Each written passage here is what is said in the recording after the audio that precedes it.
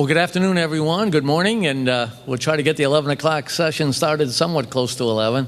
Thank you very much for coming. My name is Jack Sprague, and it's my honor to serve as president of this great institution. I'm going to be acting as the moderator for our panel, and I want to thank the One Book Club, the wonderful event that we've had. This one book is selected each year and discussed in the various classes, interdisciplinary perspectives on the topic. Last year it was Tuesdays with Maury, and we had some medical and musical presentations. It was a fascinating year, and this year promises to be the same. We've already had some events on the Vietnam War. As you know, I hope you know, the book that has been selected by the One Book Club is the things that they carried by Tim O'Brien. We have assembled for today a panel of people who have had experience in Vietnam or in the Vietnam War, and I'd like to ask them to introduce themselves as we first go through, and then we're trying to sit in roughly alphabetical order. Everybody has about 5 minutes, given the size of our panel, to discuss their experiences or some aspect of the book, whatever it is they carried with them. And if we could start with Helena. You can speak right there. Okay. Hi, good morning. My name is Helena Almeida. I'm weekend staff over at BCC New Bedford currently. That's my... Okay. And then we're just going to introduce each other on the way up. Bill? Hi, my name is Bill Berardi, and I'm the Dean of Division 3. And I'm sorry, Helena, maybe you could mention your connection with the war, and then we'll move on. We'll come back to you later. Okay. Yeah. I am not a Vietnam War veteran. I am a Persian Gulf War veteran. I served in the Marine Corps from 1983 to 1982. Okay, Bill? I was in the United States Air Force from 1969 to 1973. I'm a Vietnam veteran. I served in the Army from 1972 to 1986. And Troy, between Army Reserves and regular Army. And Troy, give me your name, please. My name's Troy Bickle. Thank you. My name is Jay Clark, and I'm a Vietnam veteran. I was involved with BCC for about 11 years on the Board of Trustees. And since coming back from Vietnam, I've been a lawyer. Happens in the best of families. Okay. Not really. My name is Brandon Haskell. I fought in Operation Enduring Freedom, 9/11 War. I'm a student here and just trying to currently get my degree in medical administrative assistant. Mm-hmm. I'm Jim Pelletier. I teach chemistry and classes here. And I served in Europe for 2 years at an evacuation hospital as an instructor, and from 1954 to 1956. Thank you. My name is Rick Rebello. I'm an instructor of communication here at BCC. I served in the U.S. Navy from 1993 to 1997. During Operation Southern Watch, I did 2 tours in Iraq and Southwest Asia support. All right, my name is Tyrone. I was in the military, the Army, from 2002 to 2009. 2006 to 2008, I spent deployed to Iraq. Hi, I'm Maureen Soa. I teach history.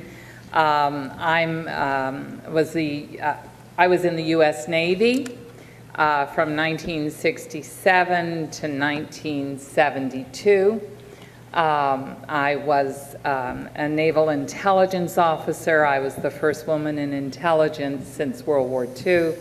And I'm waiting for one of my colleagues on the panel to say naval intelligence, a contradiction in terms. We always said that. I thought you would. Anyway, I am a Vietnam era veteran. I don't wear combat ribbons or in-country ribbons, but I was TAD into Saigon for a couple of weeks at a time during the period we were heating up involvement. My name's Dave True. I teach physical science and chemistry in the Natural Sciences Department here in Attleboro. I served in the 1st Air Cavalry Division in Vietnam from 1968-1969. Also in military intelligence. It is truly an oxymoron, but we did do some things. Thank you. And I'll also participate. I'm Jack Sprague, and I served in the Air Force from 1963 to 1968, and much of that time in Southeast Asia. So we're going to start. I have a question that kind of kick us off, if you will. The name of the book is The Things They Carried, and so I'd like to propose as a general topic, what did you carry into your military service, and what did you carry back home as a result of the military service? And if we could stick to about 5 minutes each, we'll start with Alina. Okay.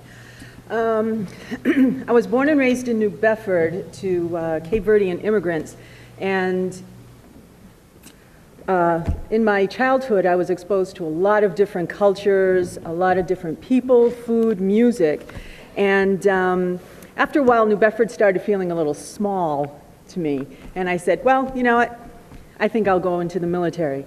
And what I took into the military was for me, was a wonderful sense of adventure. That's what I knew I was going to meet different people. I knew I was going to travel to different places. And once I had finished with my MOS school, my Military Occupational Specialty School, I was assigned to Virginia, a Marine Corps base in Virginia. And I remember I moaned and groaned about it because I was like, wow, you know, I joined the military so I can go out and see the world. I managed to complain enough that I got Okinawa, Japan as my first duty station. I had a wonderful, wonderful time over there. It was just everything that I had expected. I also did a tour in Korea, and I also did a tour in mainland Japan, as well as travel all over the United States. When I got out of the Marine Corps in 1992, it was the Persian Gulf War. I myself did not personally go overseas because at the time I was a single parent, and I was very, very fortunate that we had a commanding officer who was very understanding of that. So for those who were single parents, he afforded us the choice of whether we wanted to go overseas or not. And in good heart, I didn't want to risk going overseas and leaving my daughter without a parent, so I chose to stay here. But when I did get out, I took a wonderful sense of loyalty, teamwork that I have been hard-pressed to find anywhere. My Marine Corps brothers and sisters were phenomenal. I knew no matter where I went, if I said I was a Marine, I knew somebody was there to back me up. And that is something that I will always, always treasure about my experience in the Marine Corps. Thank you, Alina. Bill Berardi? I also am a Vietnam-era veteran. I did not spend any time in Southeast Asia itself. I went into the military, as I stated earlier, the Air Force in 1969. One of the reasons I did that is, like many young men of my time, I needed to grow up. And Dad said, this is where you're going to grow up, and drove me to the Boston Army base, and off I went. I have no regrets about what I did, because quite frankly, I did grow up. After basic training, they sent me to Grand Forks, North Dakota, and I spent 2 years in Grand Forks, and quite frankly, that was a very good experience for me. And I know many of you are probably saying, Grand Forks, and my wife at the time said, where is Grand Forks? But quite frankly, we almost stayed. When I got orders to go overseas, and I'll tell you about that in a minute, she almost stayed there, and if she had stayed, then I would have come back, because my tour overseas was an isolated tour. But the Air Force, in its infinite wisdom, decided that it was a good thing that I go to Keflavik, Iceland. So I went from Grand Forks, North Dakota to Keflavik, Iceland. I guess they didn't think I should serve any time in warm weather, even though my dream sheet requested all of these warm places. But the theme here, and I spent my time in Keflavik, Iceland, which again was an experience that I could talk on for quite a bit longer. But and when I came back, I got discharged. But the theme here is, what did I carry over, and what did I bring back? Just prior to me going to basic training, my relatives, mother and father and aunts and uncles, threw a little going away party for me, and maybe it was pushing me out the door, maybe it wasn't, but one of my relatives gave me a chain with a metal attached to it, and the metal is a little bit worn, and I know you can't see it from there, but it's, you know, a little cross with various saints on it, and this chain was around my neck, the metal attached, from 1969 until just recently when I was working in the yard. They got caught and broke off, and I will get it fixed. But what I brought with me was this. It was with me that entire time. And yes, I did bring back some experiences, but I think what got me through was this chain and this cross. And it'll always be with me. I enjoyed my experience, and my brothers and sisters up here, I guess we can say we're all brothers and sisters in arms, and did what we needed to do. And thank God we all came home. Absolutely. My name's Troy Bickle, and I'm a Vietnam Air veteran too, because I never went over to Vietnam. I got pulled into the service in 1972 out of high school. I was involved in what they called the draft out of Ohio. I'm originally out of east side of Cleveland, Ohio. And when they brought us all up to Ohio, they weren't sure if Vietnam was going to be over or what was actually going on, so they gave us a choice of either to pick two armed forces. And my family were all Army, so I picked Army, and I liked the schooling of the Navy, so I picked those two armed forces. And I actually ended up being in the 1st Infantry Division, Fort Riley, Kansas, Army Corps. And I went to Fort Polk, Louisiana, for basic training and jungle warfare training. And for those people who don't know that, that's one hell of a place. It's basically the Louisiana swamps. And I got to spend 10 beautiful weeks in the Louisiana swamps. And I mean, it's not good. And then I got to, they asked me, because I was a vocational student for electronics. I ranked really high on the test for math and electronics. They said, well, would you like to extend for a year so we could send you to school? I says, well, you already have me here, I might as well. And like Bill mentioned, I was a young kid, 18 years old, wet behind the ears, didn't know what I was doing in there, didn't know what I was going to be doing anyway, so I says, sure, I'll stay for another year. So I got to be sent to school for 33 weeks by the military for encoding and decoding machines. And basically, I was one of the highest echelons there was for fixing cryptographic equipment.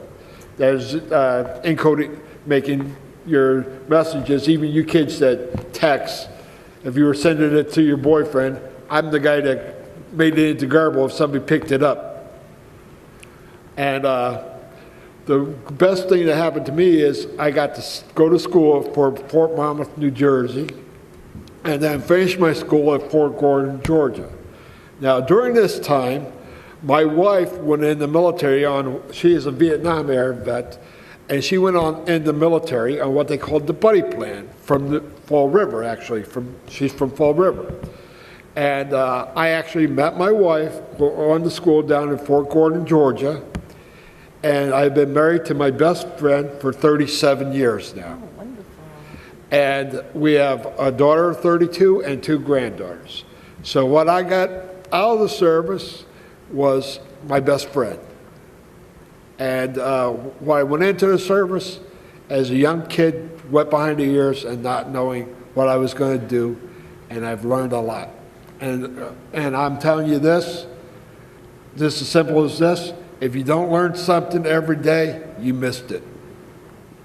Thank you. My name is Jay Clarkin. I want to tell Jack Sprague I did my homework. I read that book over the weekend. I had read that book when it first came out. I was in Vietnam from 69 to 70.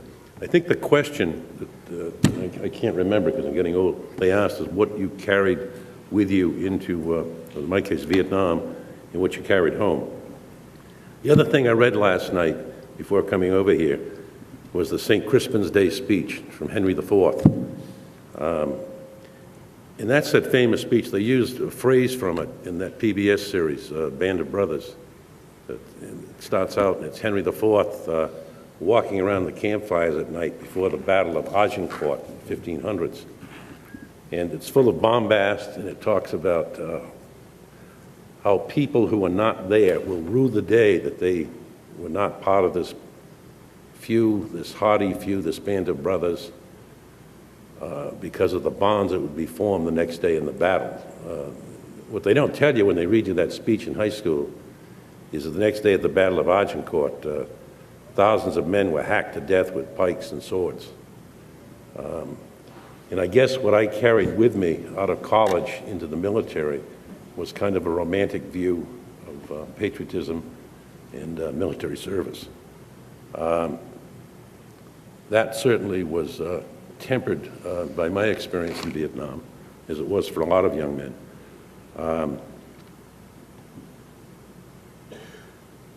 I went right from college into the Foreign Service, diplomatic service. I was trained for a year for an assignment at the U.S. Embassy in Rabat, Morocco. They taught me to speak French. Being from Fall River, I could barely speak English, which was quite an accomplishment. And I think when I got there, I was purportedly an Air Force intelligence officer. I worked with, in the Central Highlands with B Company 5th Special Forces Group. In 1970, I don't know if anybody remembers, we went into Cambodia. President Nixon called it a limited incursion. I found myself about 30 miles in there on a Vietnamese helicopter with no ID. And I realized at that point that politicians lie. And there was born a distrust of government. I came back, I guess, from Vietnam with certainly cured of my romanticism. Carrying ghosts. And I think hating guys like Dick Cheney, who was a neocon, who wants to send the Marines in every 5 minutes somewhere, who, while we were in Vietnam, had about 5 draft deferments to stay in graduate school. I think what it is, the experience taught me is that I am very reluctant to use American military power anywhere in the world. I think the decision really has to be thought out. I am very, very suspicious of people who want to pull the trigger quickly.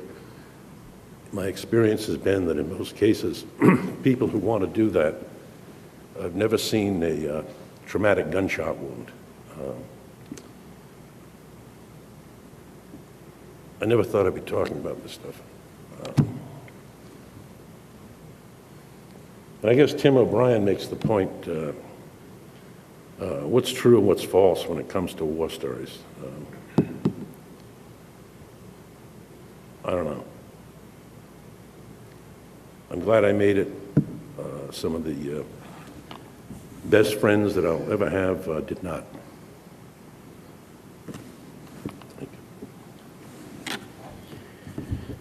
My name is Brandon Haskell. I served in the United States Navy from 1996 to 2002. I fought in Afghanistan. I was born and raised in New Bedford. It will always be my home to the day I die. I love it. I went in the service for the police department of New Bedford because they saved my life when I was a little kid. They saw me eating out of trash cans and whatever because my mom threw me out in the street. One officer brought me to the hospital, gave me McDonald's instead of hospital food, and he put me through social services to find a home. And ever since then, he kept tabs on me. So I thank them for keeping me alive. And then I went into service because my mother and my sister didn't have any money to put food on the table. I figured that would be the best way because employment was going downhill again. And where I worked, everybody was getting pink slips. So I ran, so I didn't get the pink slip. I joined the Navy basically to find a new life and start a new dream. Ran into trouble while I was in the service, as usual, but and the hardest part was the war. When 9/11 came, I thought I would get out of the service without fighting. But I guess God had a different sense and said, no, you wanted to serve, you wanted to fight for your country. I'm giving you a shot. Well, we went to Afghanistan, and I still have hard times sleeping. I have to take medication, and I thank my wife for helping me with everything I deal with. But when you watch your best friend and 29 other guys get blown up 50 yards ahead of you, it's nothing easy to deal with. When you shoot a mother and a baby in a crossfire trying to shoot a suicide bomber, and you can't even tell if that person wrapped up as a mother or a child was carrying a bomb either, it makes it difficult. You have dreams that you don't want to even have. Times I don't even want to sleep. Times I even asked my wife, even not to this day, why didn't I go and fight? Just take over my friend's spot. He had a wife, and he had a child on the way. I was single, I had nothing but to gain just to defend my country.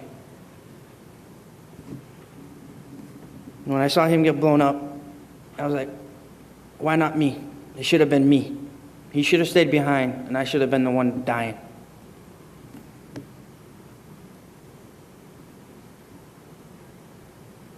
And the experiences I had were very hard to deal with. When I have my ship, I keep thinking about her all the time. My wife always asks me, why do you call machines her? And things like that. I was like, 'cause that's what we love and we learn to love. Just like I love my wife and she's a her.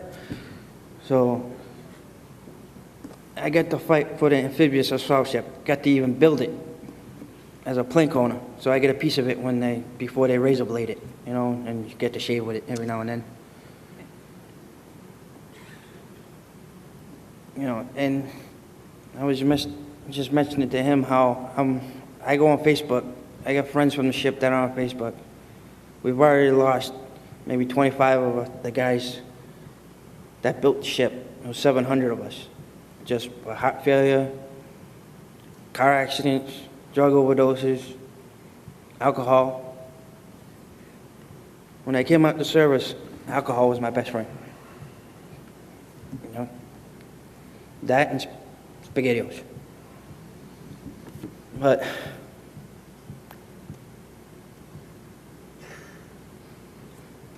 dealing with stuff like that today, it's hard. You see certain movies, you see certain video games. You just don't want to deal with it. It just hurts, And I want to try to write a book. My goal is to write a book, War Through the Eyes of a Veteran. Then I was thinking about another book to run with it. It's PTSD. That's what I'm disabled with, post-traumatic stress disorder, and bipolar. I can range from up and down mood swings in a split second. But I just think my wife and my little son, he's 10 months old, and my new one that's on the way, supposed to be born in June. I just want to say thanks and for everybody who fought before me, paved the way, and the ones that continue to fight, and give me the honor to fight for my country. Thank you. My name is Jim Pelletier. I was fortunate in that my mother preceded me in the service in the First World War. She was a captain in the Army Nurse Corps in the First World War. And when I was called on to serve, I was fortunate. I had already graduated from Stonehill, class of 1953. And in 1954, I found myself exactly where my mother had served in the First World War at Brooke Army Medical Center in San Antonio, in Texas. And I spent some time there and then was immediately sent to a beautiful little town in Germany, Idar Oberstein, Straßburg-Kaserne, which was top of a secondary mountain, and that's where the hospital was. And that had been a kaserne, a fort in the German army in the Second World War. And the coincidences get even more interesting. By the way, I made my bed this morning and I made a square corner, and I can flip a quarter on the sheet because that's what my mother taught me to do. And so my movement from Stonehill to Brooke Army Medical Center was a relatively easy one. I must tell you that my experience in Germany was excellent.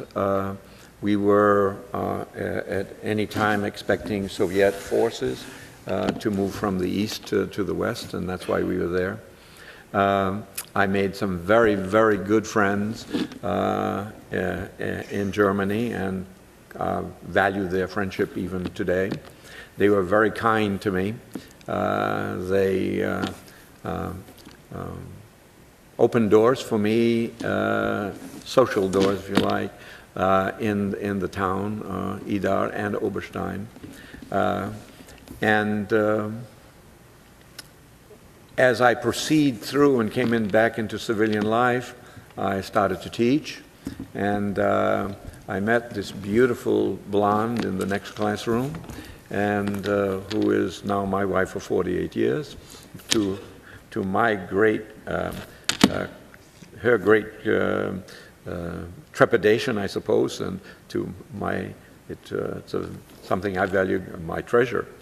In any case, when I first met her, I was invited to her home, home of her parents. She is German. I could speak German. I also had studied German with Professor Emil Samra at Stonehill. And I thought it would be nice if I brought some slides of my adventures in Europe, and I did. I said, well, maybe we'd like to start at the pictures of Straßburg-Kaserne in Ida, and because the parents obviously were German. And as we proceeded through the slides, my to-be father-in-law said, after I was wounded in Russia, I was sent to Straßburg-Kaserne in Ida to convalesce. And I showed him then the slide of the street of the Kaserne, and he said, that's the street that I was on. And then I showed them a slide of the building that I was in, and these were beautiful buildings with parquet floors. And there was a circular window over a door, and I said, that was my room. And he said that that was my room in the 10 years before in the German army. And the lesson that I bring from all of this is that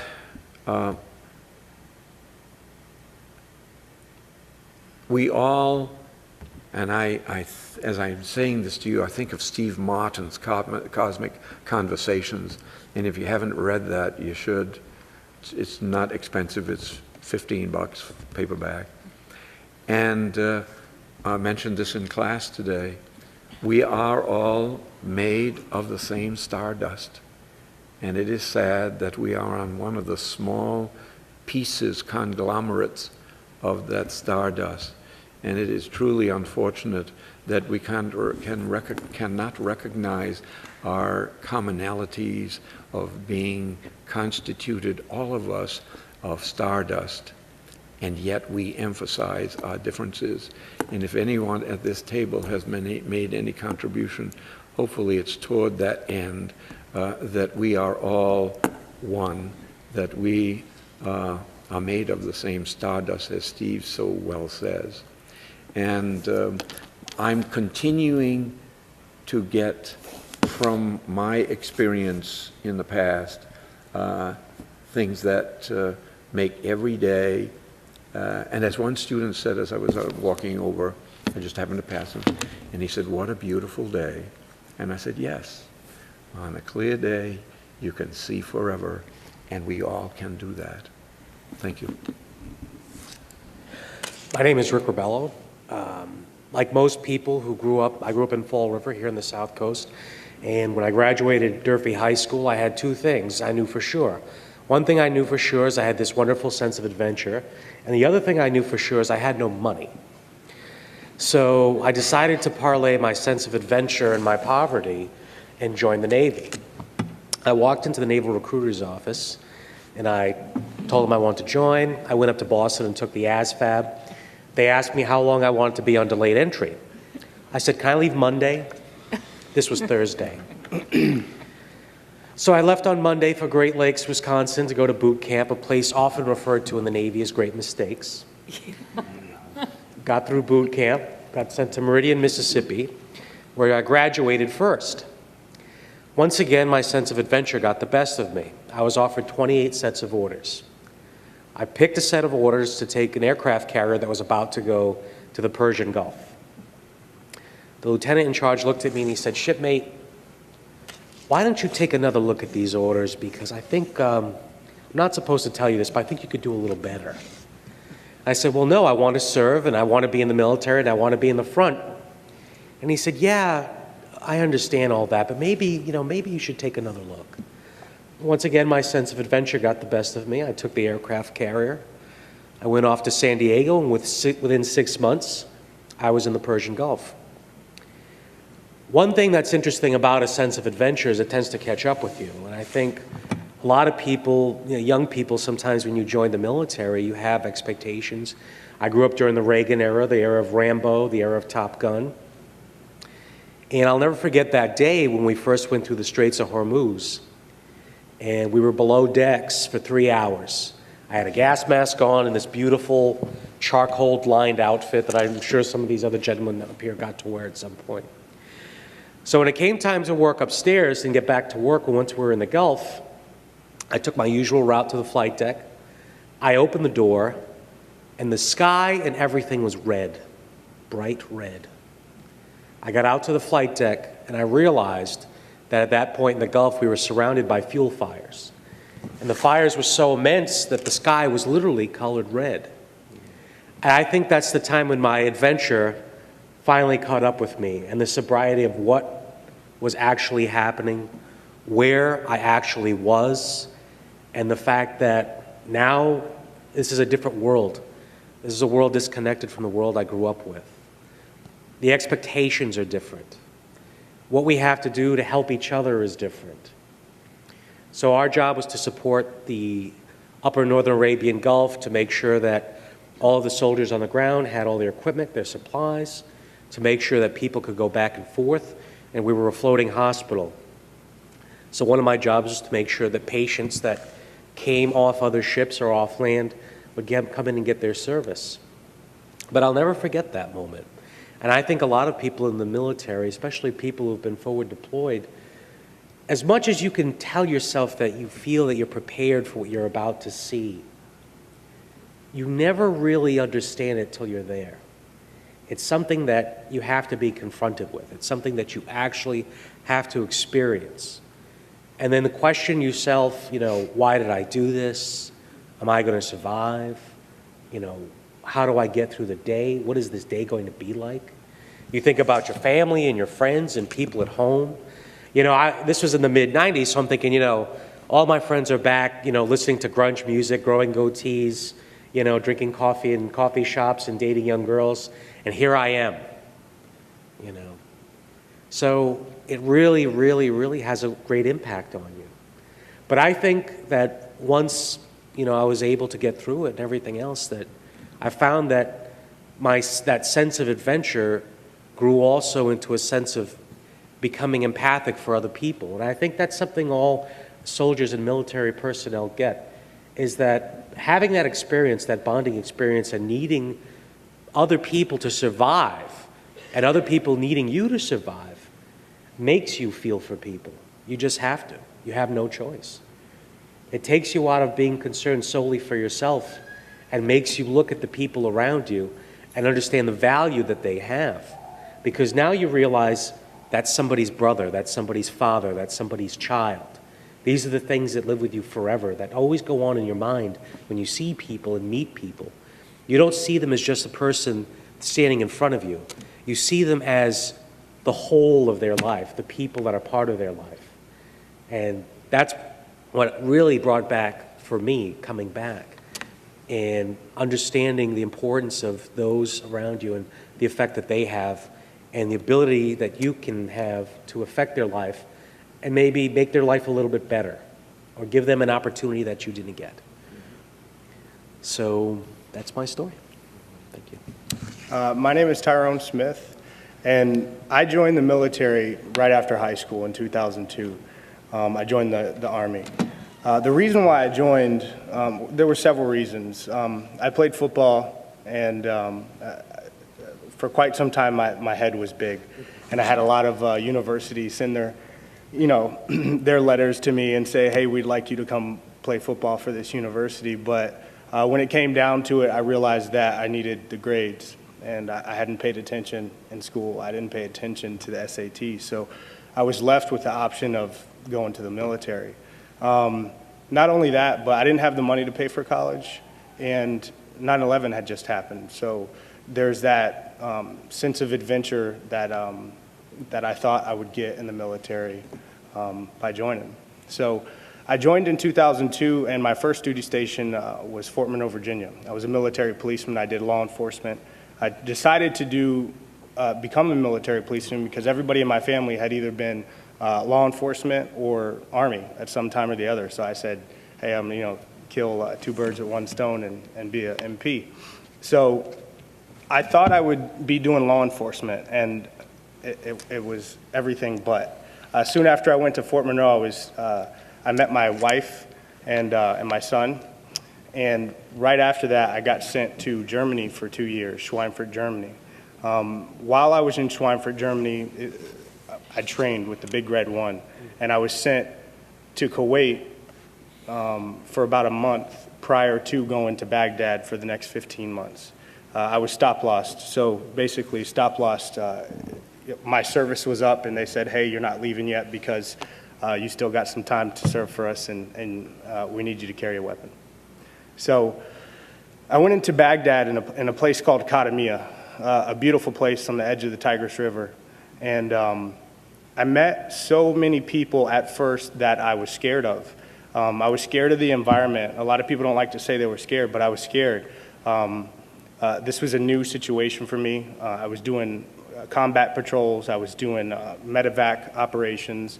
I was seeing stuff that I had never seen before. I was seeing dead bodies, and it's an unwelcoming sight to be a young man and see something that you just shouldn't see. So that experience over the 16-month period I was there, I grew to love the people that I lived with. I had the unique opportunity to live with the Iraqi people. I was on a small fob, smaller than this campus, and often I would go out and live in the community. Specifically, one of my interpreters, Jack, who passed away, probably my best friend. And just real quick about Jack, often, you know, it's funny when you have two people from different parts of the world, and you kind of want to show them your pop culture stuff. So I'd have Jack come over and be like, hey, you have to listen to this Metallica music, and then he'd show me his music. But I grew a sense of love for these people, and they're passionate about what they do. They're very passionate. So when I got out of the military, being extended for the additional 4 months that I didn't need to be there, you know, I kind of felt like I'd made the 12 months and now, you know, they're going to extend me for 4 months. How much more luck can I ask for? And in a way, it's very selfish because, you know, plenty of my friends didn't come back. But, you know, you fight for each other, but everybody wants to stay safe and fight for each other so we can all come back. But that's not the reality. When I did leave Iraq and came back, education wasn't on my mind. I had still, it was in the background, but I had these values that the military taught me, and they're with me today. If you've been in the Army, you know loyalty, duty, respect, selfless service, honor, integrity, and personal courage, leadership. And that's something that is ingrained with me today. So that is what I took with me. And people like Jack, who passed away. I come to this institution, Bristol Community College, and I always ask myself, if he had that opportunity to advance in life in any aspect, what would he do and how long would he go and how much drive would be behind him? If you told somebody who had passed away and you revive them and say run, and run as long as you can until when you stop, you go back in the grave. They'd run forever, and that's what I like to think of. So that's what I took with me, the values and the passion, and that's it. Thank you. Hi. I joined the U.S. Navy because I come from a long blue line, and I don't mean police officers. On both sides of the Atlantic, my family was U.S. Navy. It was always, for my American family, an answer to get out of poverty. For my English family, they were technical experts in shipbuilding, and that's how I came to the Navy. That and the fact I've been listening to everybody and thinking, what would I really say? Well, if the truth be known, I really liked the uniform. I thought I'd look pretty good in it. And I graduated from the University of Hawaii. I wanted to be a lawyer. Yes, there are those people who actually want to be lawyers. But my family didn't have any money. So I looked at opportunity and I thought, the Navy, at that point in time, women could only, could do 2 years active duty and then get the full GI Bill. So I figured I could do 2 years standing on my head, spitting wooden nickels in the corner. This would not be a problem. I joined the U.S. My dad commissioned me, and he walked outside the commissioning hall, waited for me to come out, gave me a snappy salute. I returned the salute, because the moment he commissioned me, I was senior to him. So he had to salute me.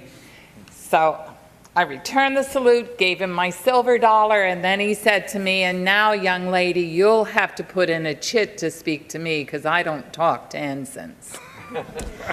And I thought, I guess I joined because, and I don't know any other way to put it, the gentlemen who have spoken up here joined because of a variety of reasons. The Vietnam-era veterans joined because the draft was hanging over their head. It wasn't hanging over my head. Maybe I wanted a sense of adventure. Maybe I wanted to do something that was not in the wheelhouse of women in those days. I think that was part of it. And those of you who've had me in class know that I have a tendency to talk a lot. The mark of a teacher.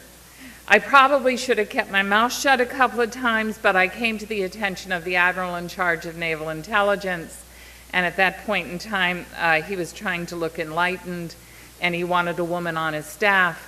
So I became the first woman in naval intelligence since World War II. I worked out of Langley, out of Fort Meade, out of Naval Security Group headquarters in Northwest Washington. I was a personnel and security expert. I was in and out of Vietnam, out of South Vietnam, not in a combat area. My field was personnel and physical security. We were worried about compromising of cryptological information, compromising of men, and the loss of information, and that was part of my job. I still, to this day, am really, and I'm cleaning up my language, because usually it's a little worse than this, are very angry that they never allowed me to stay in country for 30 full days so I could get my ribbon.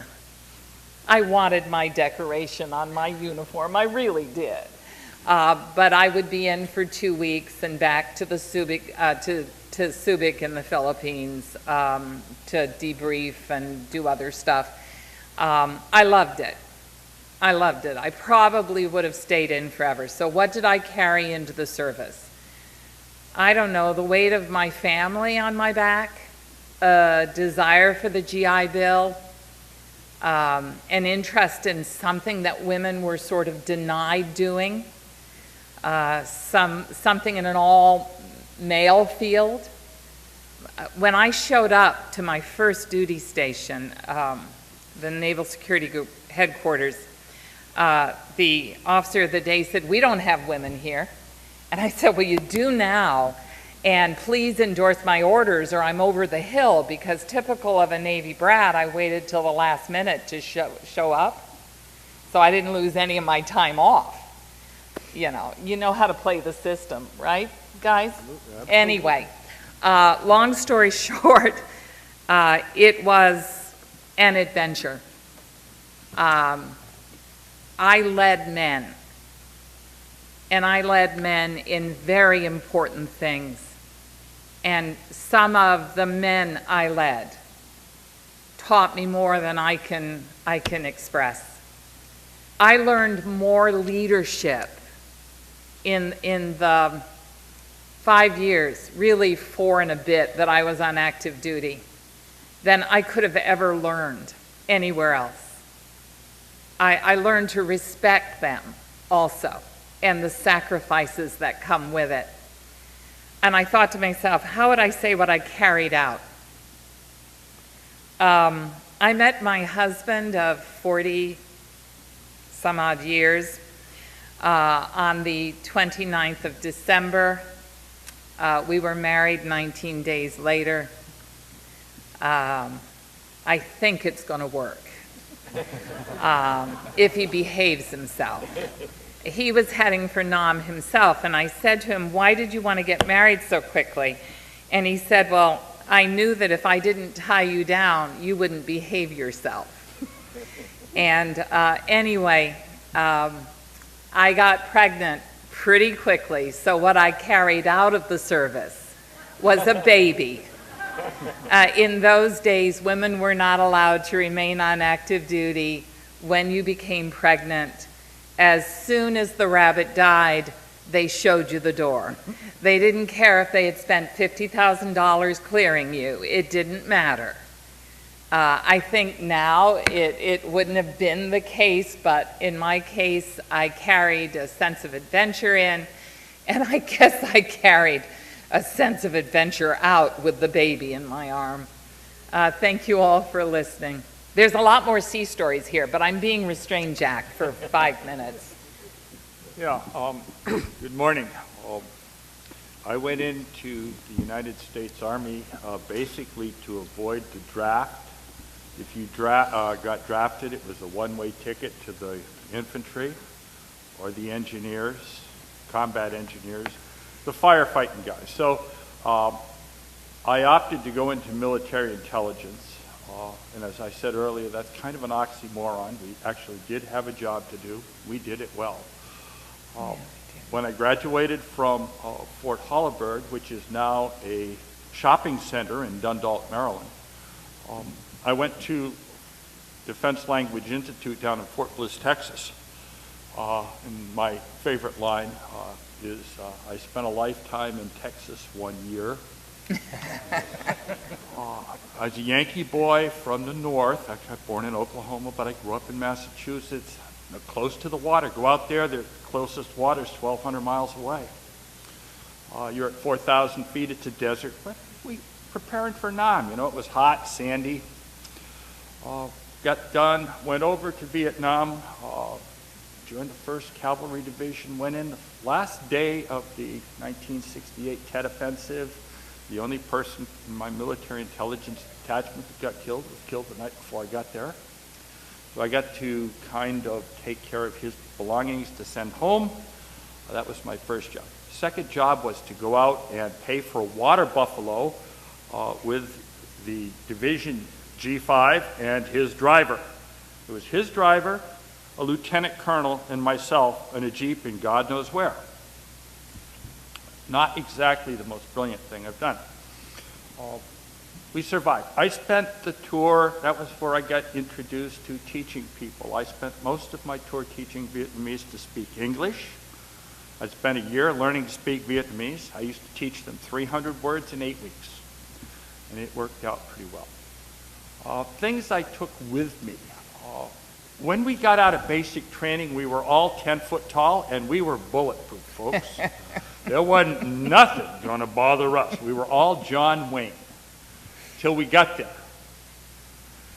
It's a great equalizer. You get down quick.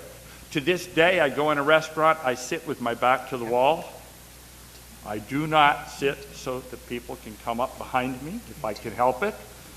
Very, very uncomfortable. But the biggest thing I learned, and this is something that's been alluded to by other people at this table this morning, in the years of human history, we have developed bigger and better ways to drop bigger and better rocks at other people's caves. We haven't learned how to get along with one another. We can destroy each other over and over, but we cannot embrace or get along with each other. And I think that is where we truly fall apart. I'm with the guy that says, the first thing we do in the United States is let's send in the Marines. The second thing is we send in the Army to bail them out. Because the Marines are not set up to hold a place. They're a beachhead operation. Yeah. Take the beach and move on. The Army is set up to come in and establish a base. Then the airport comes in, fly support for all of us. And the Navy, well, they're out on ships doing whatever their thing is, chasing others. But we need to come up with a better way of getting this stuff out before we get to that point. And I guess that's really it. I got all kinds of war stories, all kinds of things that went on. But I did travel Vietnam from I Corps, the DMZ, all the way down to Saigon. Was in Cambodia, or we were working in Cambodia long before Richard Nixon ever made the announcement. Because I was back in the States at college in Worcester when he said we're in Cambodia. I said, we were there 9 months, a year ago. Yeah. Anyway, but that's really it. The biggest thing that I brought home is we really have to work on diplomacy and getting along with one another. Thank you. Well, I guess I'm tail end Charlie here to come up. And by the way, there'll be questions, time for questions afterward. My experience in the Air Force began in 1963. I was in ROTC at Union College, an Air Force ROTC. I entered the service 17 November 1963, and you all know what happened 22 November 1963. My pilot training class was in Selma, Alabama. Most of the class were from the north, my classmates, so we were going to desegregate single-handedly Selma and the heart of Dixie, and that didn't work out too well. Spent some time escaping the sheriff down Highway 80 toward Montgomery to get away from him. But I should have known that our lack of success there was not going to be any different than our lack of success stuffing out the creeping tentacles of the international communist conspiracy in Indochina. What I carried in and carried out, I wanted to explain to you was that I wanted to be, my heroes were what we would call, I guess today, Eastern elite snobs, okay? I wanted to be just like them. New York Times, Washington Post, John F. Kennedy, McGeorge Bundy, and all of the wonderful people. I want to be just like them. They were my heroes. And we had a young president that said we'll go anywhere and pay any price and bear any burden. And that was me going into the service. So my experience after a year in the Selma, I wanted to, we're rough and ready and rolling and stupid, and wanted to go to Vietnam. At that time it was a fairly low-level combat situation there. And the instructors would just laugh and say, forget it, you're not going, you'll never get there because they're only taking senior officers and so forth as advisors.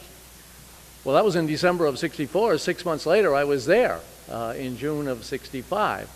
And remember now, I was full of idealism and ready to roll, do what my country asked of me and do what my now deceased president had asked. And I was full of the vim and vinegar. But, of course, as soon as you hear a shot fired in anger, that takes the idealism out of you. And my airplane would be filled with corpses.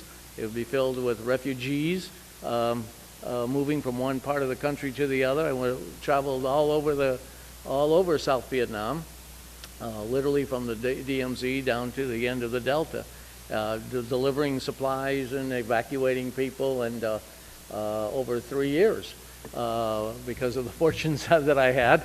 So it was, it was remarkably searing experience. In the meantime, what happened to my idealism and the people that I respected and admired, what was happening back in the United States was quite a different story. That the war, you couldn't find, I know you can't find anybody now that supported the war in Vietnam. But I can tell you there were very few people that did not support the war when I left, and when I left the country. And everybody, it was an idealistic crusade, if you will. And the domino theory and the international communist conspiracy, all things were taken as a given that we laugh at today, rightfully so. So the country changed. I didn't change. The country changed while I was away. And I came back in December of '67, the first time. And I was kind of surprised to see some of my friends, some of the people that I was reading about, national figures, changing their, this was not the tune that I had heard when I left the country. Then, that was in December of '67. Tet was in January '68, a colossal intelligence failure. And February, I was back. But by then, the war had lost its luster, so to speak. There was no ideological underpinnings for that war in the United States. And I saw more and more of my close friends and more of just the bodies piling up. And it just was a searing experience. And what had been a wonderful crusade certainly soured. So I came back. I got out of the service in December of '68 and began graduate work at Georgetown in January of '69. And I tell you, going to Washington was like going to a foreign country. I just come back from Southeast Asia and those countries, and Washington was an unusual environment, to say the least. And there were we just recently passed October 15th, and on the news there was a story about the moratorium, October 15th, 1969, and I was right there in downtown Washington for it. So it was quite a experience for me to see shift changes. Attorney Clarkin talked about the decision to go to war. I never support the idea of going to war. I was stupid when I was 22, and I had to learn the hard way about it. So the Iraq War, the Afghanistan War, you have to say why. Why are we going in? And even more important, how are you going to get out? What's the reason when are you going to have success? What's the criteria, the outcome for success? So it was, it was really a terrible situation for me personally. The things I carried in, that idealism, I carried out and still carry with me this cynicism. The most shocking episode of all the things that I ever saw in Vietnam was the day I got back and I saw my parents I hadn't seen in 3 years. And I could not believe the change that had occurred in them. The worry, they became old in those 3 years, certainly not the pictures that I carried with me in Vietnam. And they every day was a crisis, waiting for the phone to ring or waiting for a car to pull up to the house. They had no idea, what was going on. So that was the biggest shock I ever had in the whole war, coming back and seeing them. And so, there's a book about the Depression called The Invisible Scar. And it's about how the Depression affected everybody's lives. Some people still save money in the bedroom and things like that. Well, you've just heard from this panel the invisible scars. Okay, they're never the untold story of war. And by the way, I want to mention that these are people who served, and I want to thank them for their service. But there are people in the audience, and people that you know in the audience, who you know, who resisted the war, had a terrible decision to make about Canada or whatever it was at that point, partaking in the going to Washington, partaking in the moratorium or other events, anti-war demonstrations.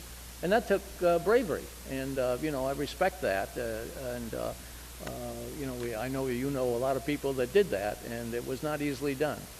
Just as we had a lot of people that went into the service here on the panel, and it was easily done.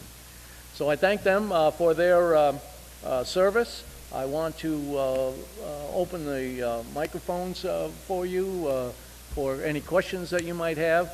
We're supposed to be done at 12:15, but the panel has agreed to stay close to 12:30 as long as the questions keep coming. Okay? So again, I thank you, and I thank the One Book Club for bringing together this great experience.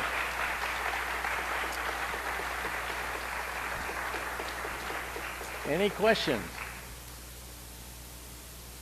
When Jack, when you were talking about your parents waiting for the car to arrive, I was what the Navy called a CACO officer as I was waiting to be discharged, a casualty assistance calls officer.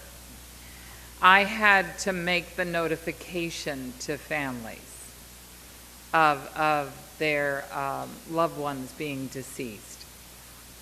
And it was probably the hardest thing I've ever done in my life, because anybody who had family in the service knew that when that black car pulled up and an officer got out with a chaplain, the news was not good. I occasionally would bring a corpsman with me because I was worried about the family. It was devastating, and the idea of notifying the family formally was something that grew out of the Vietnam War because it was necessary not to deliver a Western Union telegram in a freaking taxi cab. To show the respect to the families, what they had lost. And therefore, you always had an officer of a rank of at least a lieutenant or captain deliver the news. It was, I can share what your parents felt. Thank you. Sometimes people ask about, Jack, how do you write every week? You write a buzz column. How do you do that? I can tell you, there's nothing compared to writing a I regret to inform you letter to people that you flew with. And You just never forget something like that. Deborah. Hi, I just wanted to thank all of you for doing this today and sharing these very intimate experiences with us.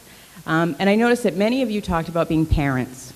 And I'm just curious how, understanding the complexities of serving in the military the way that you all do, how you may perhaps have or how you picture yourself reacting maybe in the future if your children should want to serve.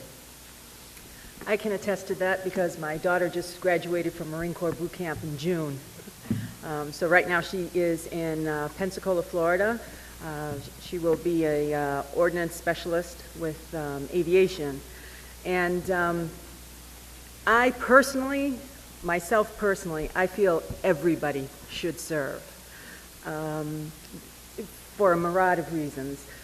You learn what you don't like, which is just as important as learning what you do like about yourself personally.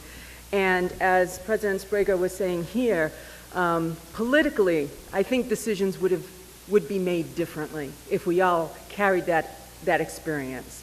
I have not seen combat, but I have played more than enough war games to make it seem very real. I mean, when you're out there, it's pitch black, you can't see but 5 feet in front of you, the weather is crappy, you've got gunshots going on. It does nothing but force you to ponder, oh my gosh, if this were real.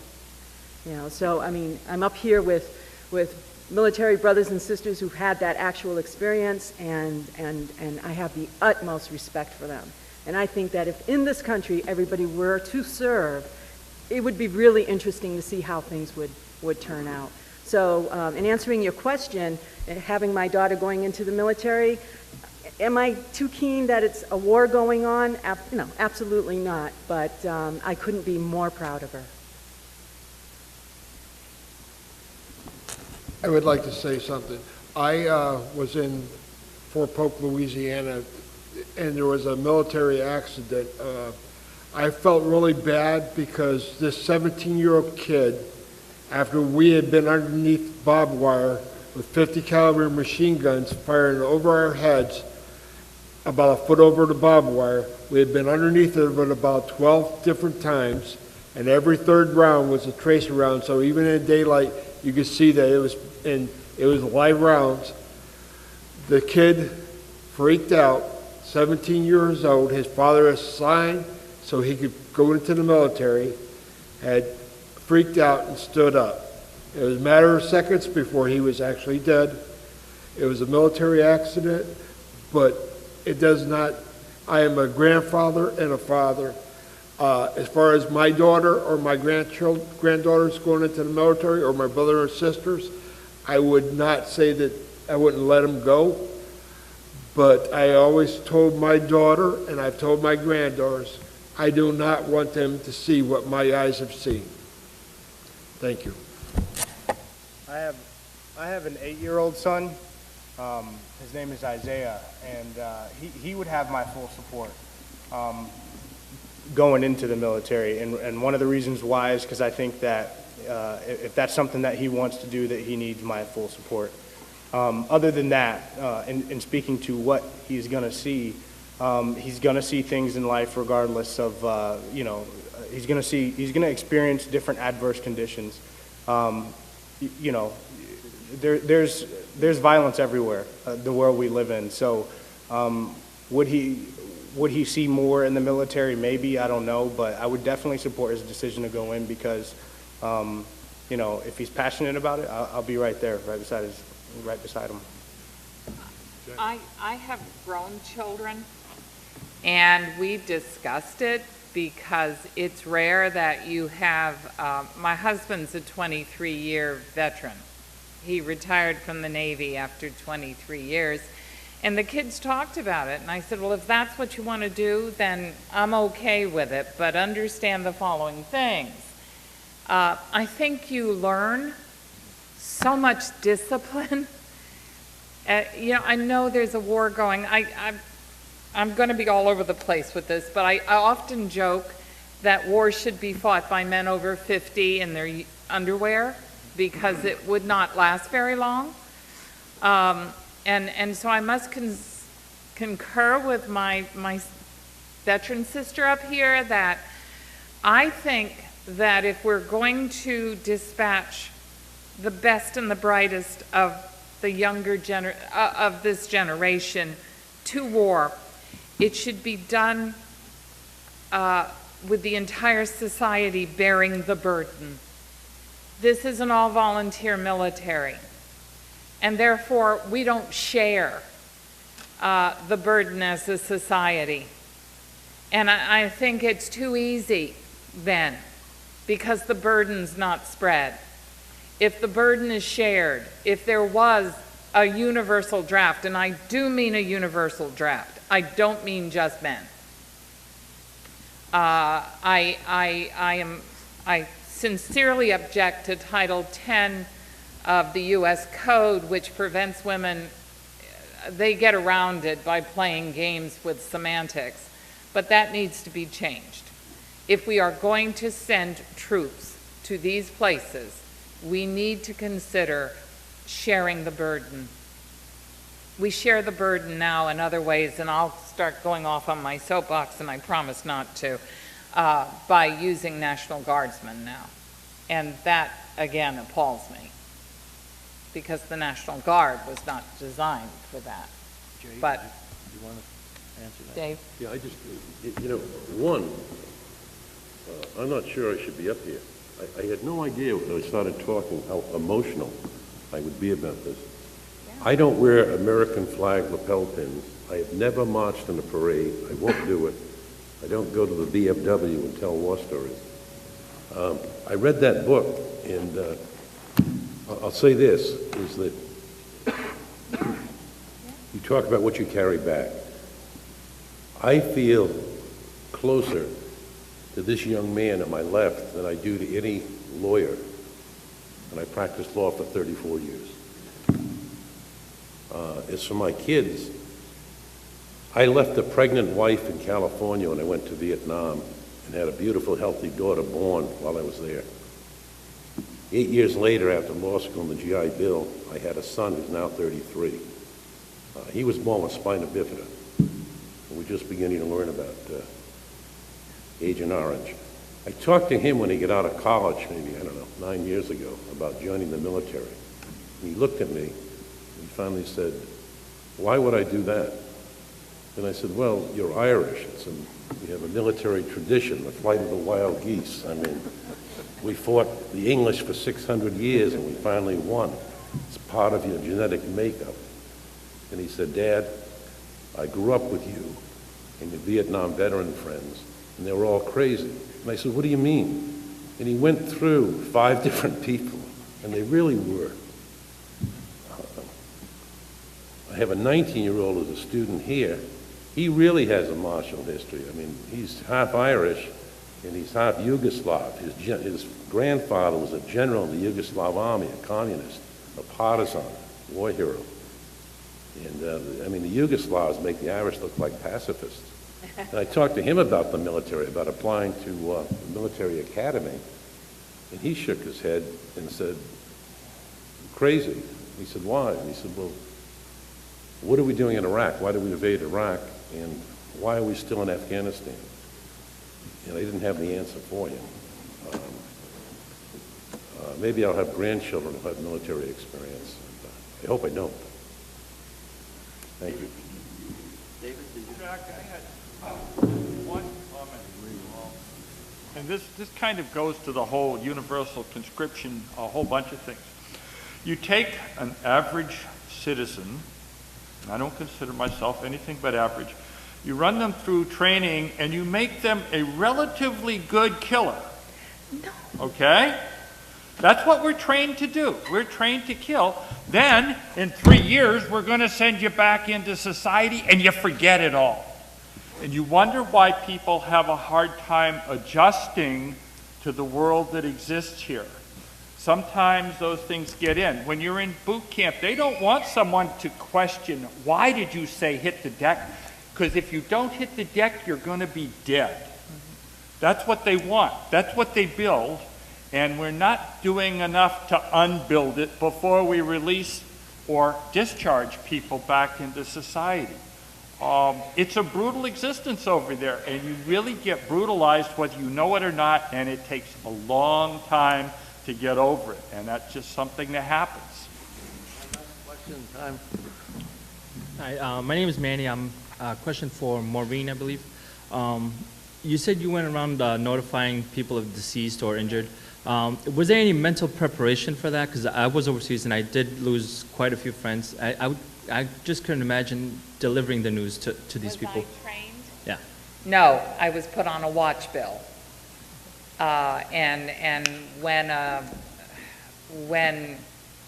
the information came in to the area, if it was my turn on the watch bill, I got all the proper information and we made the notification.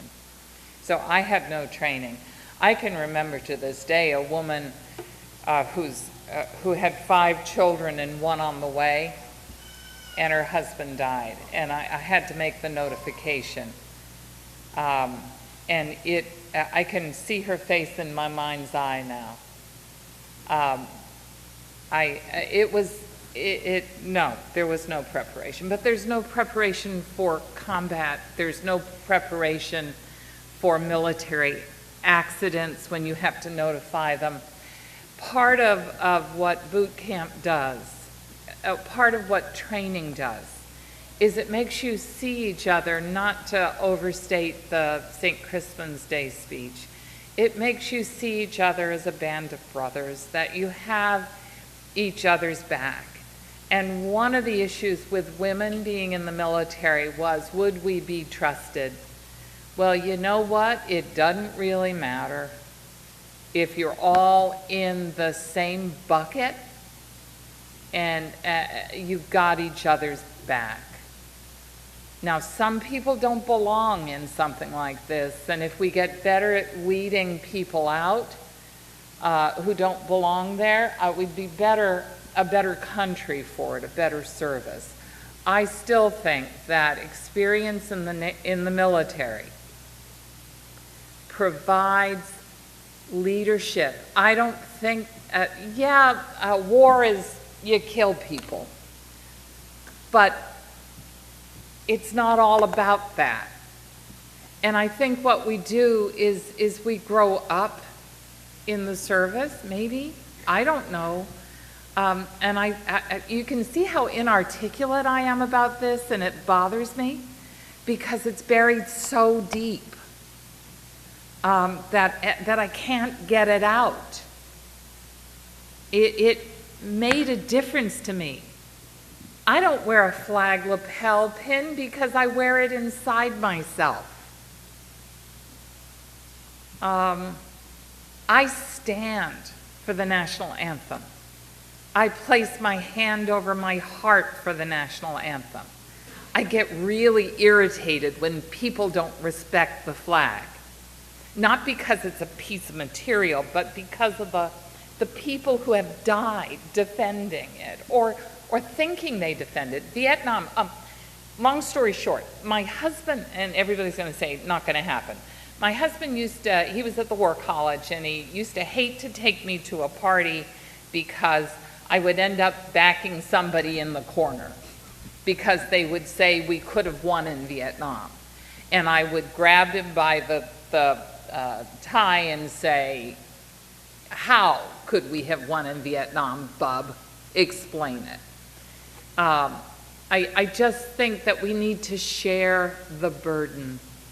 We're in Iraq, we're in Afghanistan, we're in Central Africa, we're in Libya, we're in God knows where secretly. And that's a burden that should not be borne just by volunteers. It should be borne by the society. We should be the ones that carry them. And I didn't expect to get this emotional. But the society, they should be the ones we carry in. It should be borne by all of us, and we are not bearing it. Maybe that's a good point to conclude our session. You have seen, what Vietnam and military experience rubs people raw. Emotions come out.